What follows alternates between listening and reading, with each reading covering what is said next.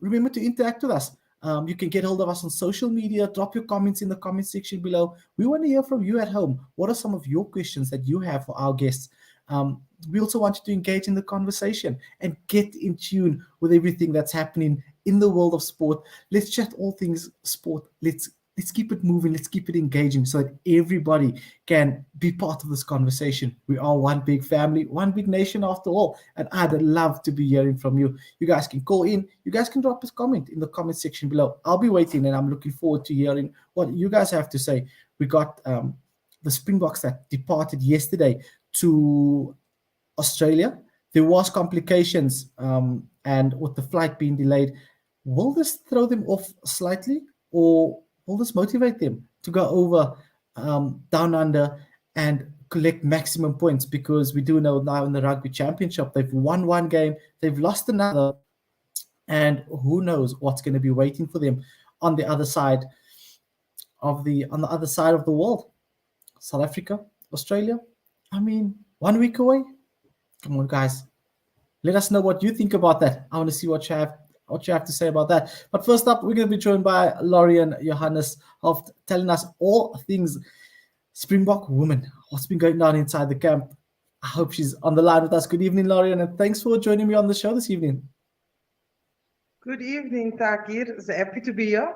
Glad I could join you. Speak a bit of women's rugby. Definitely. Why else would we have you here? Even though you're expert in your field, but tonight let's focus on all things women rugby. A 2-0 series victory against Spain. What do you make of it? Oh, great. Are you happy with the result? We're so proud of the girls. They've really stuck up after the Japan tour. We played in Japan. We won the final game, and we just carried on the success. And obviously, we're preparing for World Cup this year, so we just keep on grinding, and we need to ultimately get the team in the best shape possible for the World Cup in the next few months. You ladies had quite a hectic schedule this year. I mean, first up, you had the Africa Cup, victorious in both games, mammoth victories, and then you went over to Japan for a tour. What was your tour to Japan like, and what was the ultimate goal of that tour for yourself, the management team, and the coaches? What was the end goal in mind that you had? Ultimately, we wanted to test the girls with how they adapt to different time zones, how their bodies react to the time zones, and how different it is from the South African climate. And the girls did really well, although we will put the girls under a lot of pressure. It was extremely hot conditions, and they delivered. So that was the plan or the thought process going into Japan. And then what more can we do to prepare? We got to play against good opposition so that we can prepare for a World Cup. And that's what's been happening. No, definitely. And I mean, having the Africa Cup was nice. I mean, Namibia, Zimbabwe, having them in South Africa was amazing. But ultimately for the World Cup, you want to play against strength for strength teams. And no disrespect to them. But that's what you guys got up against Japan, where a fright came in the first game with Japan being victorious over the Springboks. Let's talk a bit about that. These teams are ranked fairly around where we ranked. We don't have a really good ranking in the world with regards to women's rugby. But right now we surpass Spain and we surpass Japan as well. So we're really putting in the time, and we're trying to beat the opposition that's really on our level. And that's first prize to us, and our ultimate goal to keep improving and keep playing the best so that we can improve our game. No, definitely. And it's certainly been seen, because each match you just get better and better and better. Against Spain at home, you looked so at ease. We've seen Nadine Roos, her spectacular performances week in and week out. But the hard work and the platform has been laid up front by the forwards. And I'm a lucky enough gentleman to be sitting and talking to the forwards coach this evening. Tell us a bit about your forward pack and what makes them different to any other forward pack you've ever coached.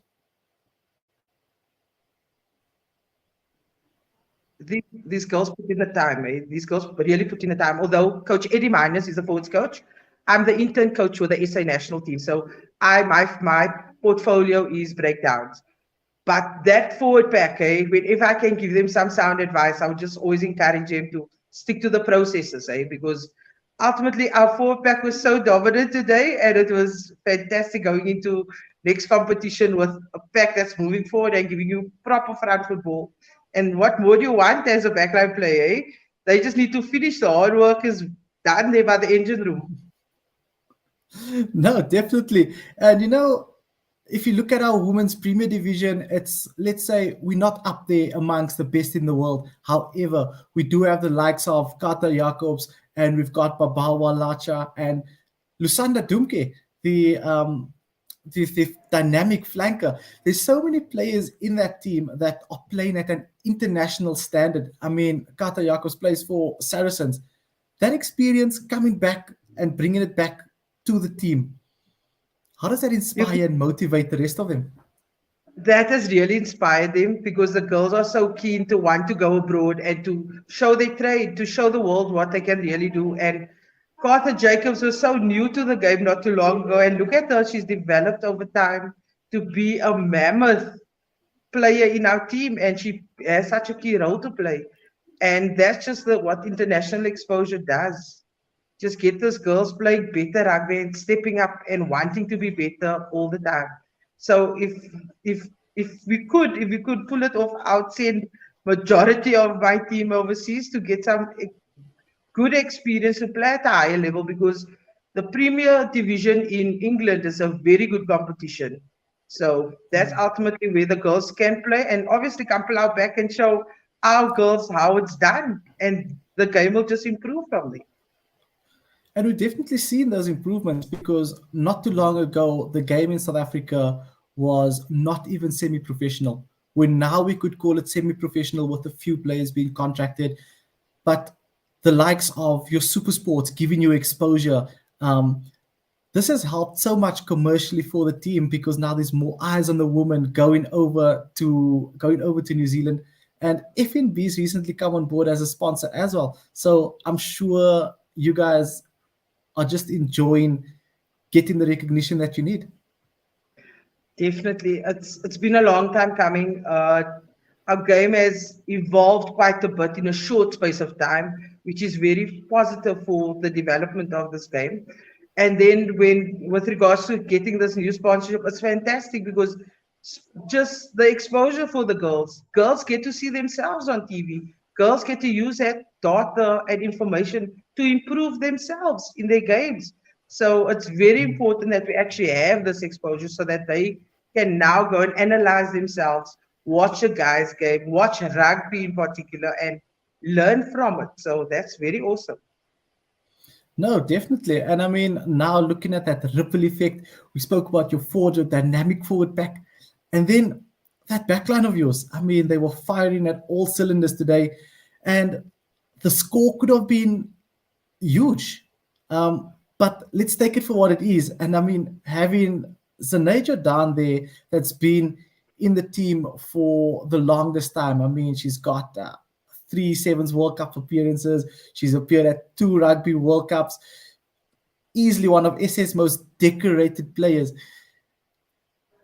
What does her presence in that team bring to the group of youngsters that she's surrounded with? What she brings is total calmness. Zendaya is just a player in her own caliber. She just makes everybody calm. She brings that flair, that little quick step, and just a good vibe to have. Like, if you know, we actually played alongside each other in a World Cup in 2010, but Zendaya has been around for the longest time, and she's a fantastic human being, and we're happy to still have her playing. And I mean, it helps a lot if you look at it. She's got good inside centers. I mean, your inside centers, the crash ball that was played today was phenomenal. It worked all the time. Let's call it that. We call it what it is. And then having the wingers of your caliber, Nadine Roos, coming into that line, oh, it's like watching a symphony come together. Everything Oh, looked just we spectacular. we have such a special group of girls in the back line. It's not even funny. They like little firecrackers. Anybody can spark at any time. And that's what they do, eh? They're always shining, they're always working hard. And they're sparking, creating a good vibe there in the back line and ultimately scoring tries. We need them finishers, and they've been showing that they are finishers. Indeed, indeed. And with this game, we've seen a couple of rotational changes taking place. What was the reasoning behind that? Or is the coach just trying to try combinations before heading to the World Cup? Definitely, he needs to see combinations. He needs to see his ultimate starting lineup. And not just that, you have a bench and you have an extended bench. You need depth at the World Cup because the games are really tiring and hard on the bodies. And we're going to not just use the 23 people that's playing, you're ultimately going to use a squad. And that's the importance of giving different players different opportunities to see where they are and how much more they can improve going forward just before the World Cup. And with those changes that were made today, did you see anybody that stood out for you specifically that you'd be interested in seeing more of? You know, you can never see enough of our Pee-wee. I'm happy that Zane is back so that she gets more game time, eh? Because Zane has been out for a bit with injuries and she's back to playing. So the more game time she has under her belt going into the World Cup, the better for the game. And can you realize that we have the best number 12 combinations, like our number 12s, both number 12s, whether it's Chumisa or Api, where they're both strong ball carriers. They are dangerous in the mid, and healthy competition is at 12, right? Definitely healthy. It reminds me so much, if you compare them to the men counterpart, it reminds me so much of a Mahananu Conrad Smith combination, because you've got your hard-hitting centers running, inside centers running straight, and your outside centers just creating space for your wing and your fullback. And it definitely showed today. I'm excited to see how the pieces of this puzzle come together. And I mean, looking at things and looking forward to the World Cup, it's going to be intense. It's going to be hot. It's going to be exciting rugby that's going to be played. Conditions-wise in New Zealand, are you prepared? Hey, we as prepared as we can be for the conditions in New Zealand. It's a lot. It's kind of almost similar to us, but it's only wetter there, I suppose. But with regards to preparations going forward, it's looking good. We're just waiting for that 8th and playing the best game of our lives against France. And that's our first target. We're going to go for them. We're going to have a proper show this time around. In other times, I almost could say that it was like a participatory thing, which is not South African rugby quality, but we're going to compete. We're going there to give up the best show ultimately. And I think we're looking good in going forward for that ultimate goal. Definitely looking good. I mean, we've got France up first in the opening game, and then after that we've got Fiji women and then England. So if we look at this on the plus side, the fact that our games wasn't broadcasted so much in South Africa could work to our advantage, because now there won't be much video footage for them to actually analyze our game plan. Whereas South Africa, on the other hand, have video footage of, you want to call them tier 1 nations? Yes, go ahead. Take your tier 1 status. We just want to see your video footage, know where your strengths and weaknesses are, and South Africa will be penetrating. Will that work to our favor? We will just be doing our best. You know, yes, you can analyze and scrutinize the opposition team, but we ultimately have to spruce up our own game and play our own game and give the best that we can in the game plan and structure the coaches put out for us. Definitely, we're gonna be looking forward to it, because we need to rally behind you as a nation and make sure that we give you the necessary support that's needed and beyond. I mean, you know what? Rugby aside, what did you make of bringing this game to Potchefstroom? For me personally, I've seen the best turnout ever at the women's game today. It was the gears, the vibe was just as special as being at Ellis Park Stadium last weekend when the Boks took on New Zealand. It was really a special occasion. I was so impressed with the crowd's attendance because in women's rugby in South Africa, we don't really get exposure like that. And Poch came, they brought the fans, they brought the gears. It was just a good day of rugby. And obviously, the under 20s, my under 20 team laid a good foundation and platform. And the seniors just came to show that they're the seniors and this is how you do things. So it was very awesome to see. Beautiful, beautiful, beautiful stuff indeed from your under 20s, beating Zimbabwe on South African soil. Your under 20 team, what's the process looking like? Let's be realistic now. I mean, we've seen the Springbok teams, the ages being mixed up very beautifully, something that's never been seen before. And we're getting more younger players being bred into the Springbok setup. And now with the under 20 team, do you think that this junior setup will definitely help the Springbok setup in the future? Yes, that's our ultimate goal as the under 20 in our 20 system. We want to give the Springboks the best opportunities to even have a look at our players. The players in the under 20s, we have quite a few of them playing in that senior team. Chumisa, Kawe, her twin sister, Chuma, Rosaline, Bothus. There's quite a few of them. That's just to name a few that graduated from the under 20 system. Yesterday, we were blessed to have them all here and presenting jerseys to our under 20 group.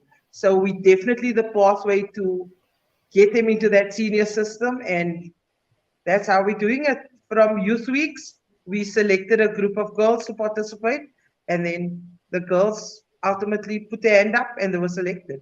And that's where we got our players from. And now the process just follows on where they gradually graduate into the senior setup. And it's nice to see that, I'm not that old, but in my time, there was no such thing as a female or women's youth weeks building up to, even a women's under 20 team. We just knew there was a women's senior team that was kind of like social rugby, if you want to call it that. But now it's the professionalism of the team, the conditioning coaches before the time, coming out to warm up the ladies, the strapping, the nutrition. The effort and work that's put into your team and the national team is at international standard now, and that's allowing us to compete at this high level. Absolutely. SA Rugby is really prioritize women's rugby and the development thereof, especially this year.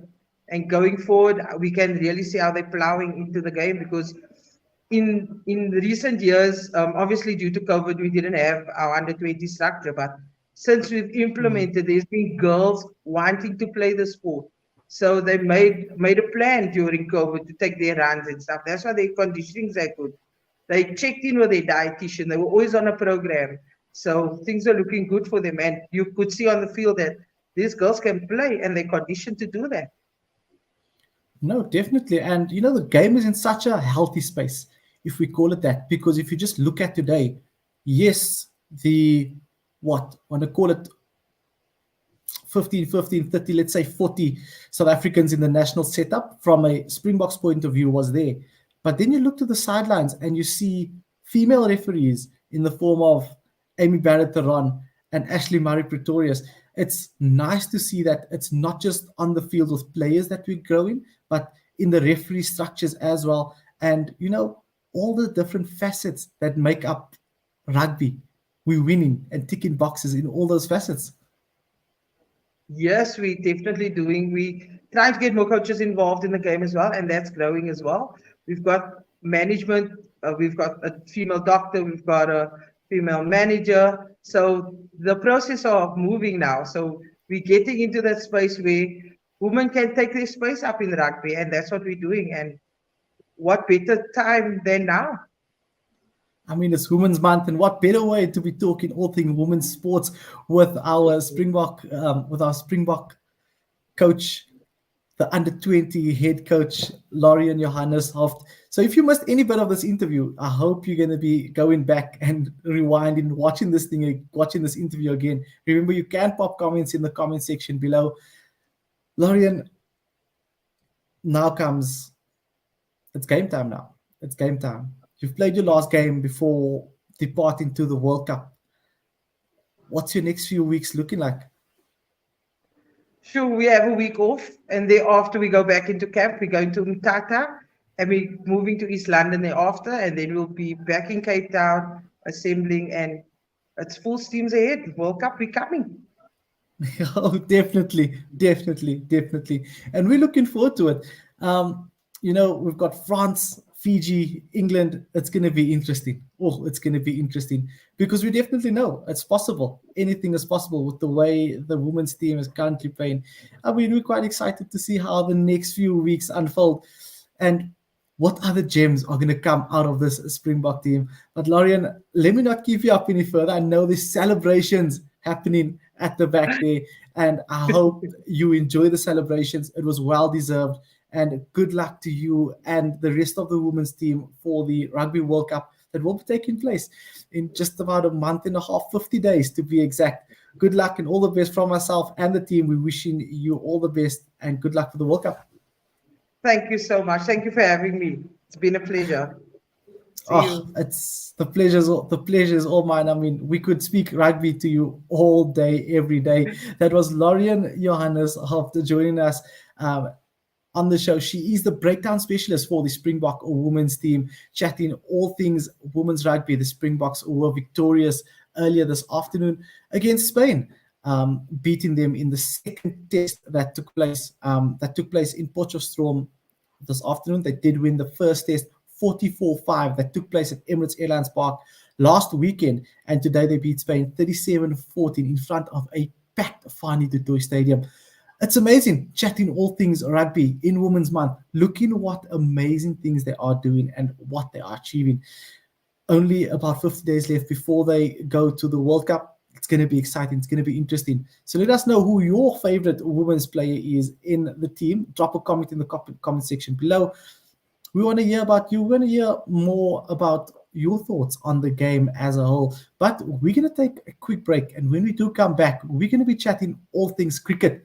The Proteas did do the things over in England at Lord's, the home of cricket, as many would say. Um, Beating the English by a healthy innings and a few runs. But to unpack that with us and give us what exactly went down in that performance, we're going to be chatting to none other than former player Shafiq Abrams. Stay tuned to Salam Media. When we're back, we're chatting all things cricket.